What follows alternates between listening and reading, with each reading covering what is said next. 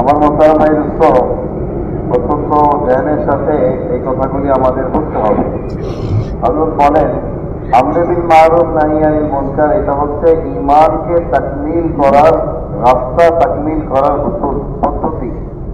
যখন আমি আমরে বিল মারুফ নাহি আনিল মুনকার করব, তো আমার ঈমান মুকাম্মাল হবে, না হলে ঈমান নাকিস থেকে যাবে। উনি বলেন যে আমি যখন কোনো অন্যায় কাজ হতে দেখছি, কোনো নাফরমানি হতে দেখছি, তো কখনো আমার জবান দ্বারা এই কাজকে রোধ করা, এই কাজকে ঠেকানো, এটা আমার উপর ফরজ হয়ে যায়। আর কখনো হাত দ্বারা এটাকে বিরত রাখার চেষ্টা করা আমার জন্য ফরজ হয়ে যায়। কখনো দুইটা একসাথে ব্যবহার করে ওই কাজটাকে বন্ধ করা আমার আপনার উপর ফরজ হয়ে যায়। উনি বলেন, ভাই দোস্ত, আজকে আমাদের সমাজে আওয়ামদের মধ্যে, এমনকি খাওয়াসদের মধ্যেও একটা বুনিয়াদি গলত এটা হয়ে গেছে যে আমরে বিল মারুফ আর নাহি আনিল মুনকার, বা কোনো অন্যায় কাজ হতে দেখলে সেটা থেকে ফিরাইতে হবে, এটার ব্যাপারে আমাদের জেহেনে এটা আসছে, এটা তো ফরজে কিফায়া। আর ফরজে কিফায়া মানে এটা আমি করলেও চলবে, না করলেও চলবে, এই ধারণা চলে আসছে। এর ভাই বলেন যে এটা মস্ত বড় এক গলতি, যেটা আমাদের জেহেনের মধ্যে চলে আসছে। উলামায়ে কেরাম সারাহাতান পরিষ্কার ভাবে এটা উল্লেখ করেন যে এই যে আমরে বিল মারুফ নাহি আনিল মুনকার, একই ব্যক্তির উপর এক জায়গার মধ্যে যদি তার উপর ফরজে কিফায়া হয়, এই একই হুকুম অন্য জায়গায় গিয়ে তার উপর ফরজে আইন হয়ে যেতে পারে। একজন ব্যক্তি যে অন্যায় কাজ হতে দেখছে, এটাকে রোধ করা, এটাকে ন্যায়, এটাকে আল্লাহর হুকুমের দিকে ফিরে আনা, কোন জায়গায় তার উপর যদি ফরজে কিফায়া হয়, এই একই ব্যক্তির জন্য অন্য জায়গায় সেটা ফরজে আইন হয়ে যেতে পারে। ভাই দোস্ত, বলে কিভাবে?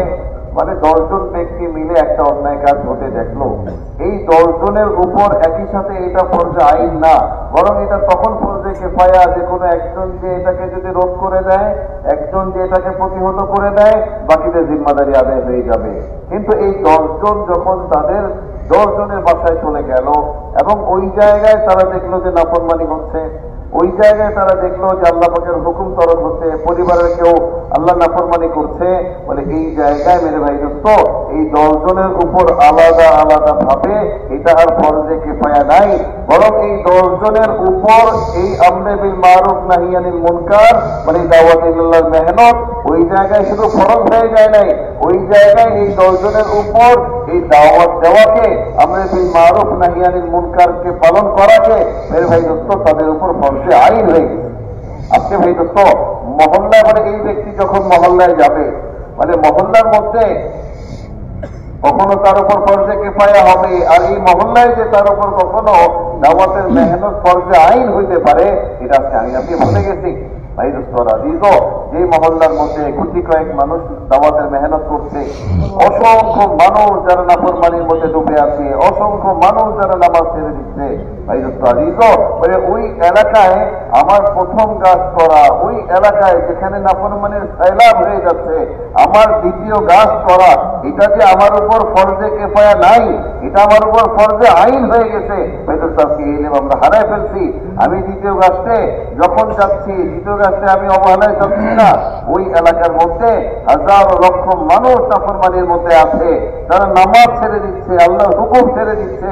এই মানুষগুলি ভাই দোস্ত আল্লাহর হুকুমকে ছেড়ে দেওয়ার কারণে ভাই দোস্ত আল্লাহ পাকের পক্ষ থেকে, আসমান থেকে যদি আযাব আসে, আসমান থেকে যদি তাদের উপর শাস্তি আসে, এই শাস্তি শুধু তাদের মধ্যে সীমাবদ্ধ থাকবে না, মানে ওই যে দ্বিতীয় গাছ যাদের উপর ফরজে আইন হয়ে গিয়েছিল, প্রথম গাছ করা যাদের উপর ফরজে আইন হয়ে গিয়েছিল, তারা এই ফরজে আইন হুকুমকে ত্যাগ করার কারণে ওই আযাব তাদেরকেও স্পর্শ করবে, তারা ওই আযাব থেকে বাঁচতে পারবে না।